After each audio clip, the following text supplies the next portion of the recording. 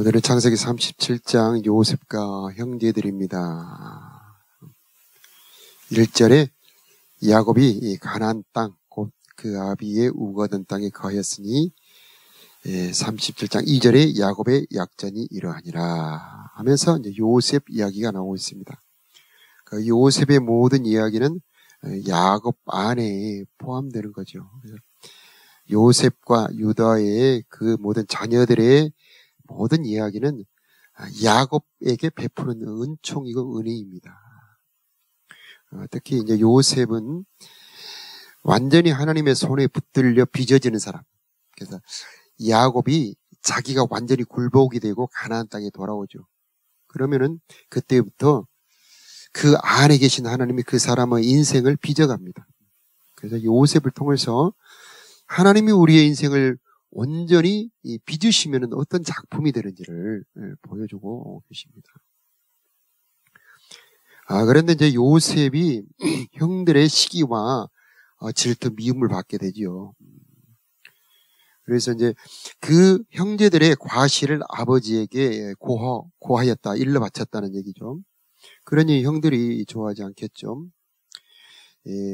3절 이하에는 아버지는 노년에 얻은 아들이므로 다른 아들보다 그를 더 깊이 사랑해서 채색 옷, 아름다운 옷을 입혀주죠. 그러니 형들은 아버지가 자기들보다 요셉을 더 사랑하는 것을 보면서 더 싫어하게 되죠. 자, 5절 이하에는 꿈 얘기를 합니다. 더 미움받게 되는 이야기가 나오죠. 그래서 곡식단들이 있더니 네 단은 일어서고 당신들의 단은 네 단을 둘러서서 자랍디다. 참 화가 나는 얘기를 하죠. 자, 이번에는 더 화가 나는 얘기를 합니다. 요셉이 다시 꿈을 꾸는데 그 형들에게 고하여 가라되 9절에 내가 꿈을 꾼 적 해와 달과 11별이 내게 절하더이다. 아버지까지 그를 꾸짖습니다. 자, 11절에 함께 읽겠습니다. 그 형들은 시작. 그 형들은 시기하되 그 아비는 그 말을 마음에 두었더라. 자, 똑같은 이야기를 듣는데 아버지의 마음과 형들의 마음이 좀 다르죠. 똑같은 사람을 보아도 그 보는 눈에 따라서 다르게 보이는 거죠. 자, 그 이후에는 우리가 잘 아는 사건이 나옵니다. 형들이 세겜에 가서 양떼를 칩니다. 여러분 세겜 잘 알죠? 얼마 전에 사건이 있었지 않습니까? 그런데 거기에 가서 양떼를 치는데 야곱이 요셉을 그 형들이 있는 곳으로 보냅니다. 그래서 그 형들이 있는 곳을 찾다가 못 찾아서 이번에는 도단으로 가서 찾습니다. 근데 거기서 만납니다. 멀리서 형들이 요셉이 오는 것을 보고 모의를 하지요. 야, 우리 저기 꿈꾸는 자가 오는데 그를 죽이자. 구덩이에 던져서 짐승이 그를 잡아먹었다고 하자. 그 꿈이 어떻게 되는 것을 우리가 볼 것이니라. 20절에 그렇게 말하죠. 자, 그런데 한 사람은 달라요. 21절에 우리 함께 읽을까요? 시작. 루벤이 듣고 요셉을 그들의 손에서 구원하려 하여 가로되 우리가 그 생명은 상하지 말자. 22절에 루벤이 또 그들에게 이르되 피를 흘리지 말라. 그를 광야 그 구덩이에 던지고 손을 그에게 대지 말라 하니 이는 그가 요셉을 그들의 손에서 구원하여 그 아비에게 돌리려 함이었더라. 여러분 우리가 루벤 잘 알죠? 서모와 그렇게 침상에 올랐던 사람, 부끄러움을 당한 사람입니다. 그래서 참 사람들이 인정을 안 해주는 사람인데 이 사건에서 보면은 루벤만은 달라요. 그래서 우리가 사람을 겉모습으로만 보면 안 된다는 것을 알 수가 있습니다. 그래서 비록 그는 범죄하기는 했지만 그 마음속에는 그 요셉을 사랑하는 마음이 있었다는 것을 알 수가 있죠. 그래서 한편만 있는 게 아니다. 우리가 보기에 우리 눈에 보기에 죄인같이 보이고 어울리지 말아야 될 사람처럼 보이는 사람이라 할지라도 또 다른 면에 그 사람 속에는 좋은 면이 있다는 것을 우리는 알 수가 있는 것입니다. 자, 그러나 그를 잡아서 구덩이에 던지니 그 구덩이는 비어 있었죠.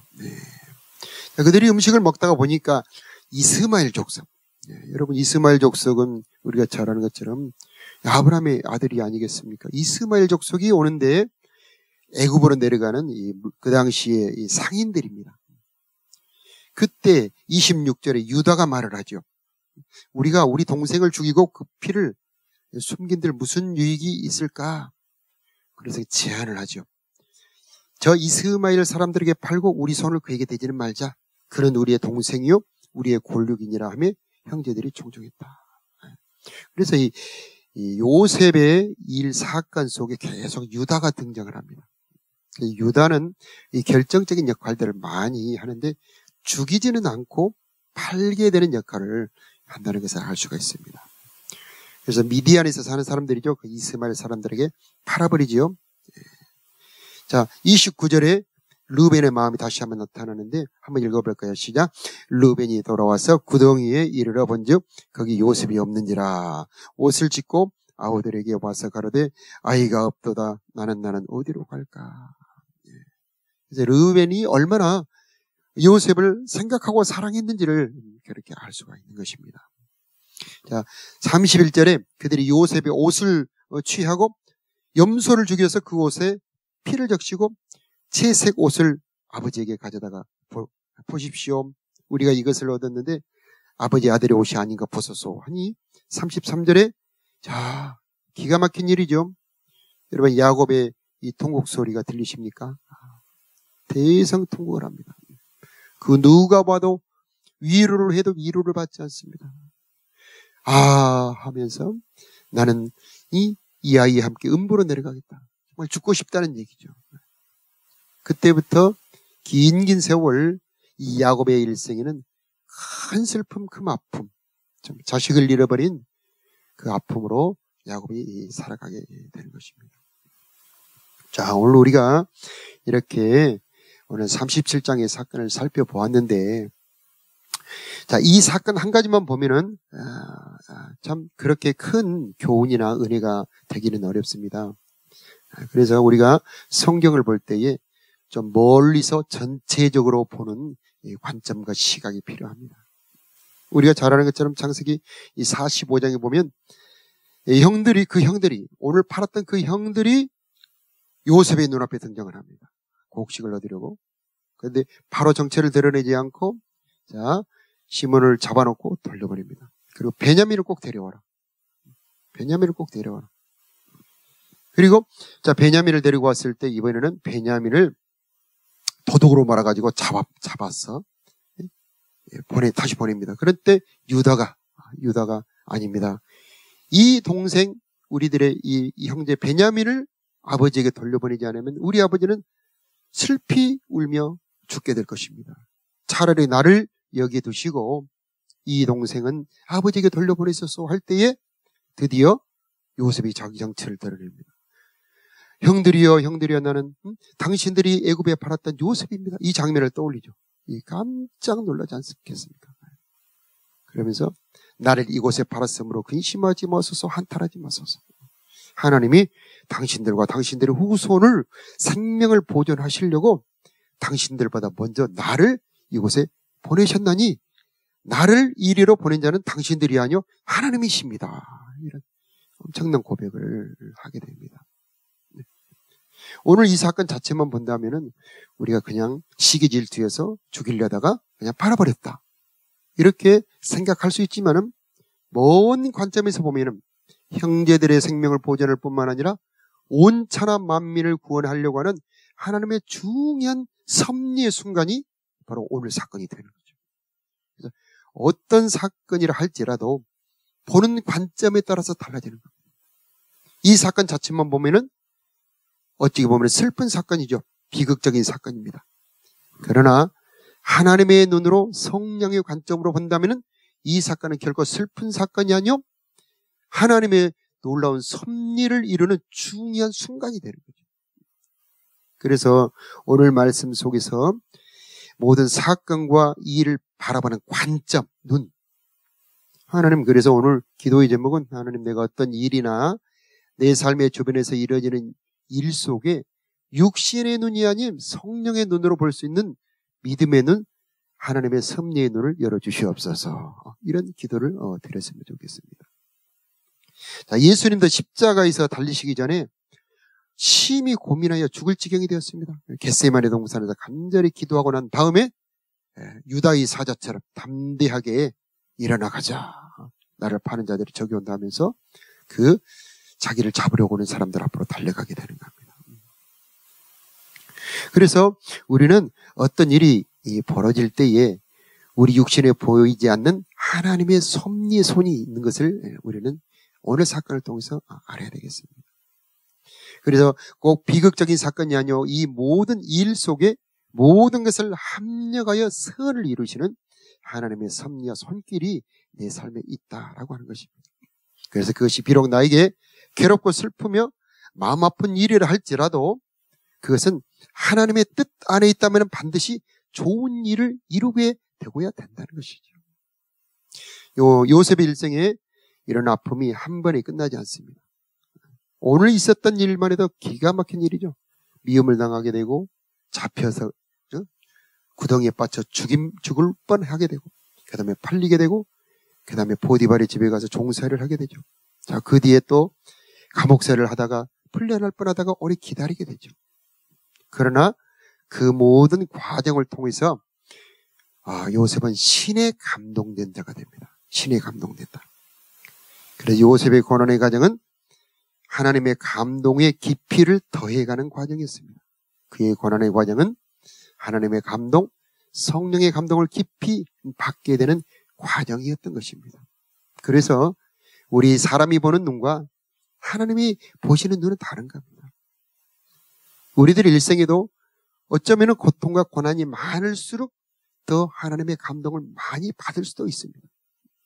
꼭 그런 것은 아닙니다만은 하나님이 함께 하시고 하나님이 그 마음을 주장하시기만 한다면 우리들의 삶 속에 고난이 오히려 하나님을 가까이 할 수 있다는 얘기죠. 그래서 이 새벽에 오신 우리들, 혹시 우리들에게 요셉처럼 가슴 아픈 일, 괴로운 일이 있다 할지라도 하나님의 손 안에만 있다면 그것은 하나님을 더 가까이 할 수 있는 은혜의 기회가 될 것입니다. 고난당함이 나에게 유익이라. 이로 인하여 주님의 윤례를 배우게 되었나이다. 그런 고백을 할 수 있게 될 것입니다. 자, 오늘 기도의 제목 중에 하나님, 내 인생에 괴로움이 온다면 그 모든 일이 주님의 손 안에 있기를 원합니다. 주님이 다스려 주시고 주님이 주관하여 주시어서 마침내 하나님의 뜻을 이루는 모든 일이 되게 하여 주시옵소서. 네. 이 야곱의 후손들에게는 하나님의 은총이 흐르고 있습니다. 왜냐하면 하나님이 약속하셨죠. 내 후손을 통해서 천하 만민이 복을 받게 될 것이다. 내가 너희를 떠나지 아니하며 내가 너희를 버리지 아니하리라. 하나님이 약속하여 주셨습니다. 지렁이 같은 야곱아, 이스라엘 사람들아 두려워 말라. 내가 너희를 도울 것이니라. 하나님께서 이사야서에 말씀하셨습니다. 자, 우리들은 영적인 이스라엘입니다. 영적인 야곱의 후손들이죠. 우리가 예수를 믿는 순간부터 하나님의 은혜는 우리를 향하여 흐르게 되어 있습니다. 하나님의 사랑은 우리들에게 부어지게 되어 있습니다. 우리의 삶에 어려움이 온다 할지라도 하나님은 그것을 재료로 아름다운 하나님의 역사와 선물을 이루게 될 것입니다. 그러므로 두려워하거나 실망하지 말고 요셉처럼 깊이 오히려 하나님의 은혜 안으로 들어가는 기회들이 되시기를 바랍니다. 내일도 나오겠습니다만은 모레에도 나오겠습니다만은 자, 요셉이 어려움을 당해서 보디발의 집에도 가고 감옥에도 갑니다만은 하나님이 함께 하셨다. 하나님이 함께 하실 때 우리들의 모든 일은 더욱 아름다운 하나님의 역사, 작품의 재료가 될 줄로 믿습니다. 우리 다 같이 기도하겠습니다.